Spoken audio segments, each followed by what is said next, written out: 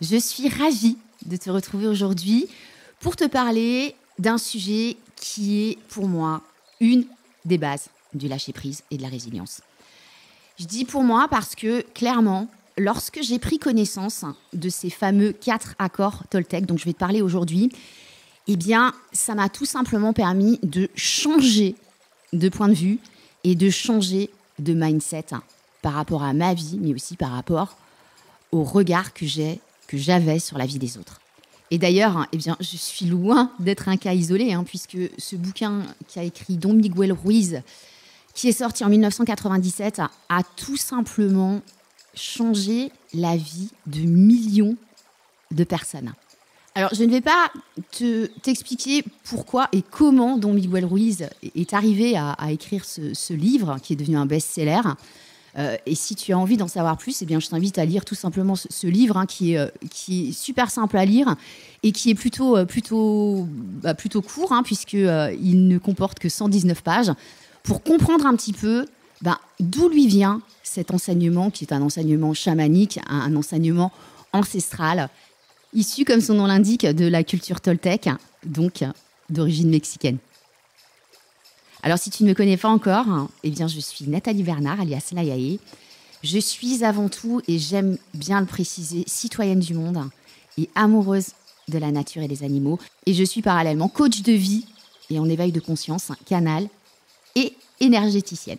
Alors, sur ma chaîne, l'éveil selon Layae, je partage mes connaissances et mon expérience, alors d'un point de vue personnel et professionnel, sur le thème de l'éveil de conscience, pour vous permettre à tous, au plus grand nombre, comme je l'ai fait moi-même, eh bien de vivre en paix avec soi-même et à atteindre le bonheur que chacun d'entre nous mérite.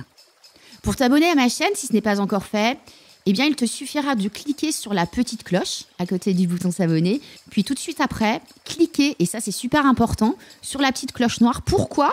Parce que c'est ça qui va te permettre de recevoir une notification à chaque fois que je sortirai une nouvelle vidéo.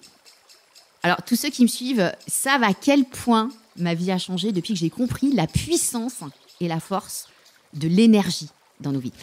Et d'ailleurs, eh bien, cette phrase d'Albert Einstein est devenue mon mantra chouchou. Tout est énergie. Et c'est là tout ce qu'il y a à comprendre dans la vie. Aligne-toi à la fréquence de la réalité que tu souhaites. Et cette réalité se manifestera. Il ne peut en être autrement. Ce n'est pas de la philosophie, c'est de la physique. En bref, c'est très simple, la loi de l'énergie. Le message, il est très très clair, il est simple, il est basique. C'est on récolte ce que l'on sème. Donc, si on ne sème rien, on ne récoltera rien. Si on sème des graines et qu'on oublie de s'en occuper derrière, eh bien la récolte risque clairement d'être maigre. Alors que si on plante de bonnes graines dès le départ, qu'on les arrose et qu'on en prend soin, c'est là que la récolte sera bonne.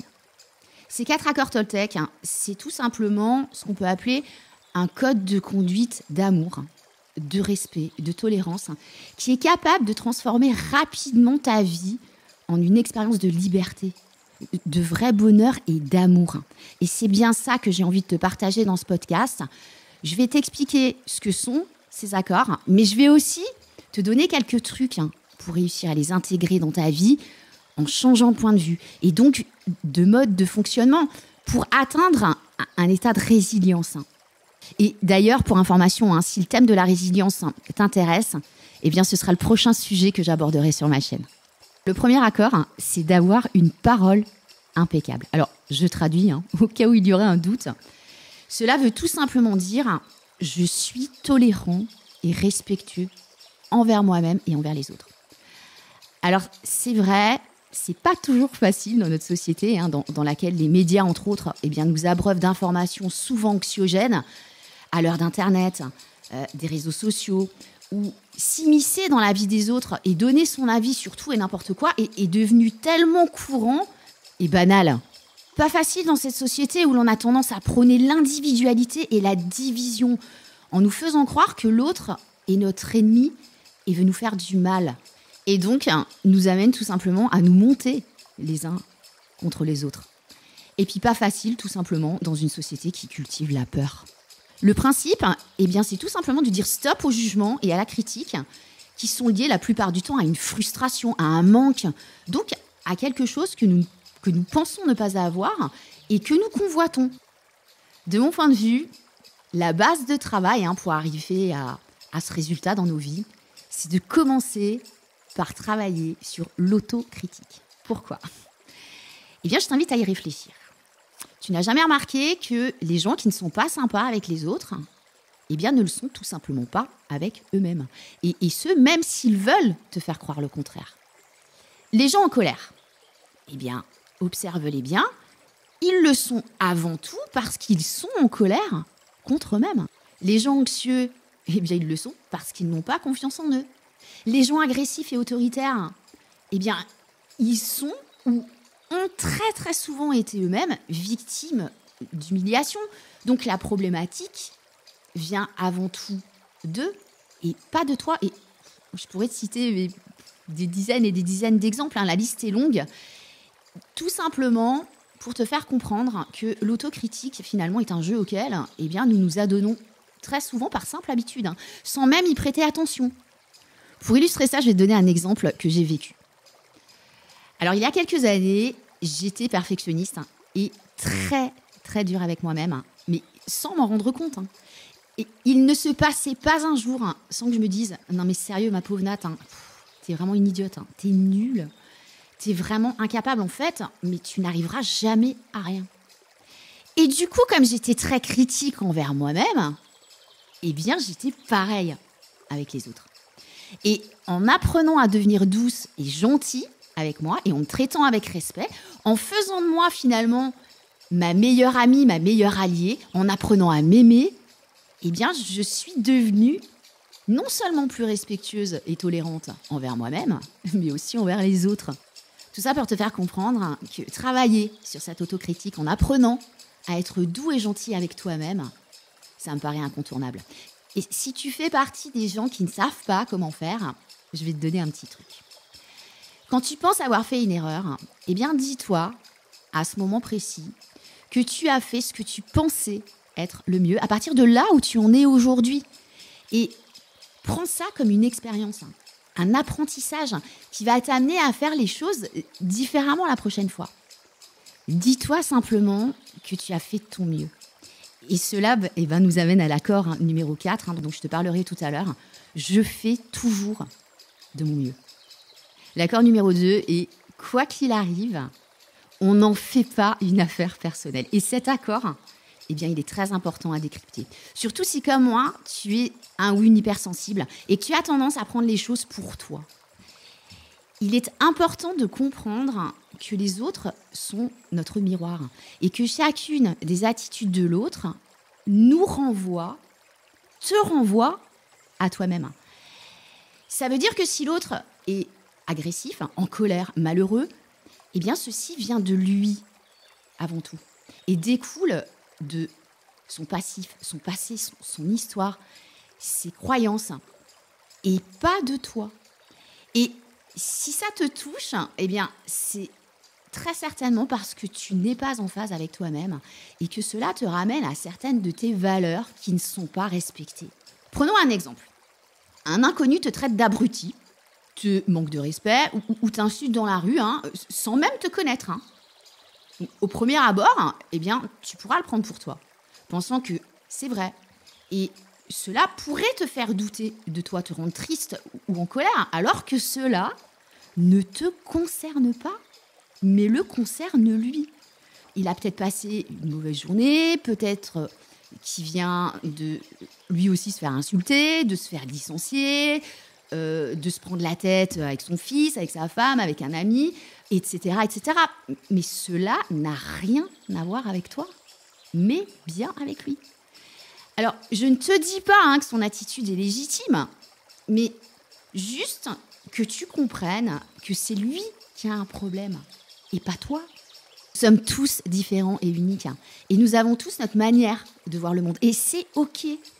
Ce que l'humain dit et fait, ses opinions et ses points de vue dépendent uniquement des accords qu'il a conclus avec lui-même, qu'il a conclus dans son esprit et c'est tout simplement le résultat de toute la programmation qu'il a subie dans son enfance et tout au long de sa vie au travers de son éducation, sa culture, son environnement, etc. Ce que j'appelle la domestication, mais finalement, tout comme nous aussi, puisque nous aussi, nous avons des schémas, des croyances limitantes qui sont liées également à notre éducation, notre culture, notre environnement et tout le reste. Donc, tout est une question de point de vue. Si quelqu'un te dit que tu es gros ou maigre, ça ne veut pas dire que tu l'es. Ça veut simplement dire que la personne en face de toi estime que tu l'es. Et ni elle, ni personne ne détient la vérité universelle. C'est son droit. Et franchement, mais on s'en fout.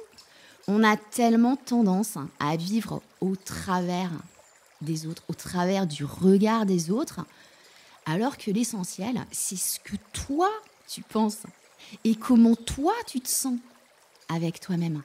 Donc, je pense que tu l'auras certainement compris. Pour te débarrasser de cette mauvaise habitude, il va donc être très important de prendre de la hauteur, du recul, pour voir les choses sous un autre angle. C'est comme si tu es dans une pièce. Et selon l'endroit où tu te trouves dans la pièce, tu ne verras pas la pièce de la même façon. Tu ne verras pas les meubles, les objets qui s'y trouvent de la même façon. Et bien là, c'est exactement pareil. Et faire ça, ça va t'aider à te déculpabiliser.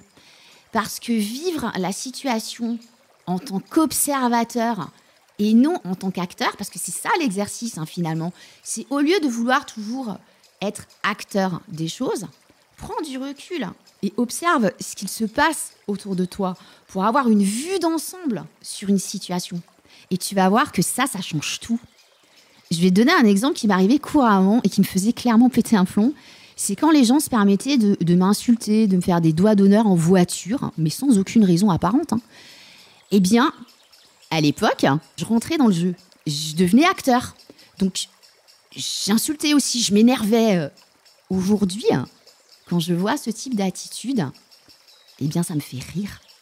Je me dis, waouh, dis donc, il a dû passer une sacrée journée pour être dans cet état-là. Est-ce que tu comprends la nuance ? C'est pas la même chose. Le point de vue est totalement différent quand tu te positionnes en tant qu'observateur et non plus en tant qu'acteur. L'accord numéro 3 est « on ne fait pas de suppositions ». Et cet accord, il est intimement lié au précédent. Alors là encore, c'est pas simple à faire, parce qu'on a tous tendance à faire des suppositions sur pratiquement tout, en nous tournant des films, en envisageant parfois les pires scénarios catastrophes pour nous faire peur, alors qu'il n'y a aucun danger réel ici et maintenant. Pose-toi la question quand ça t'arrive, mais est-ce que tu es en danger vraiment ? Est-ce qu'en face de toi, tu as un tigre qui va te sauter dessus et te tuer ? Sérieusement ? Alors, je ne te parle pas des situations où tu es vraiment en danger, comme l'exemple que je viens de te donner, où tu es vraiment à 2 doigts de faire un accident de voiture. Là, c'est normal que tu aies peur. Je ne te parle pas de ces peurs-là. Je te parle des suppositions qui t'amènent à croire qu'il s'agit de la vérité, alors que ce ne sont que des projections de ton mental et de ton ego, ce qui pourrait éventuellement arriver. On va prendre un exemple que je connais bien. Disons que tu te retrouves au chômage. La première chose à laquelle tu vas très souvent penser, c'est « Oh là là, mais comment je vais m'en sortir financièrement ? Comment je vais pouvoir payer mon loyer, mes charges, me nourrir ? Comment je vais payer les études de mes gamins ?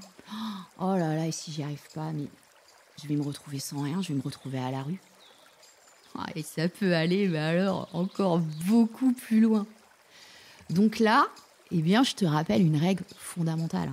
Tu te souviens, tout autour de nous est énergie. Et on récolte donc ce que l'on sème. Donc plus tu vas dégager de la peur, et plus tu vas recevoir de la peur en retour.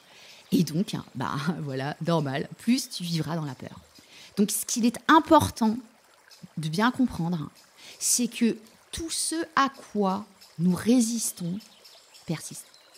Puisque nous l'alimentons, donc nous le faisons vivre. Je fais juste une petite parenthèse. Si jamais Le principe de l'énergie ne te parle pas si tu ne comprends pas tout.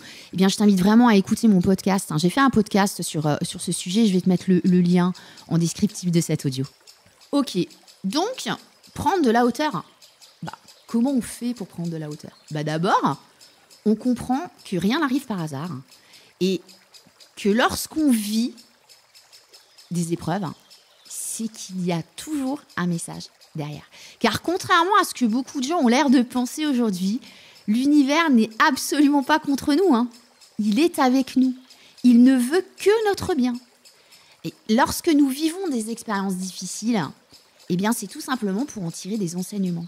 Et pour nous ouvrir de nouvelles portes, nous offrir de nouvelles perspectives, plus en phase avec qui nous sommes.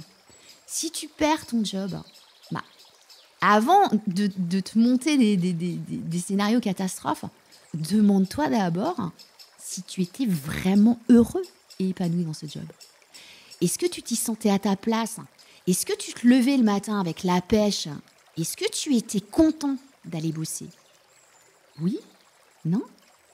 J'ai une vague idée de la réponse quand même.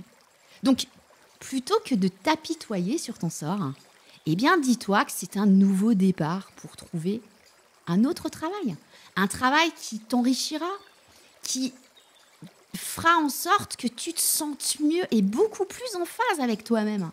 Et là encore, une fois que tu auras compris ça et que tu auras réussi à l'intégrer dans ta vie, tu vas voir que ça change tout en fait. On arrive déjà au 4e et dernier accord, qui est « on fait toujours de son mieux ». Alors, faire de son mieux, ça implique d'être en phase, en paix avec toi-même. Lorsque tu prends une décision, lorsque tu mènes une action. Donc, tu vas faire tout ça en donnant le meilleur de ce que tu peux donner à l'instant T, en fonction de qui tu es, ici et maintenant. Alors, pourquoi je dis ici et maintenant ? Tout simplement parce que nous sommes tous en perpétuelle évolution.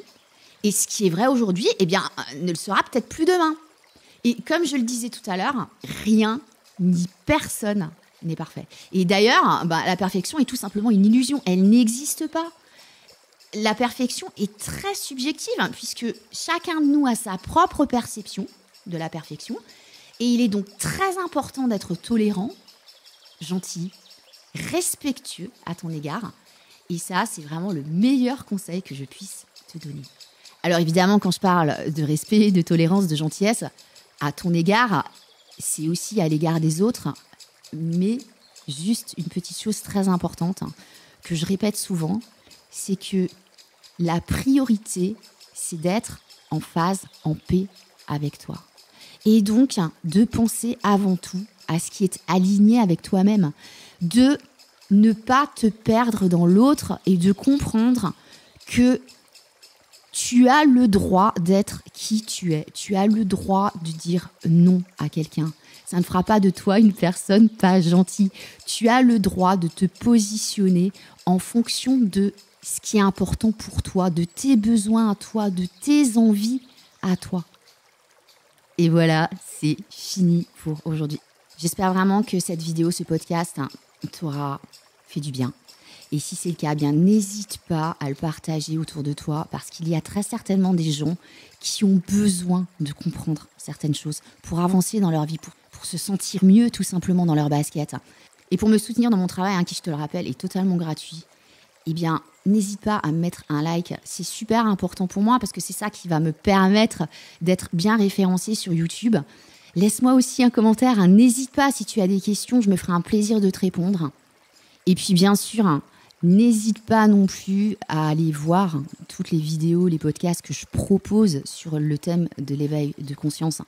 Tu vas y trouver non seulement des présentations sur des thèmes super intéressants, super enrichissants, mais aussi des méditations, des voyages intérieurs, des séances de cohérence cardiaque, d'affirmations positives, etc., etc. Donc en attendant de te retrouver la semaine prochaine pour aborder un nouveau sujet, mais super intéressant, tu verras, je te souhaite de passer une très belle journée ou une très belle soirée en fonction du moment de la journée où tu m'écoutes, une très belle semaine. Et je te dis à bientôt, bye bye.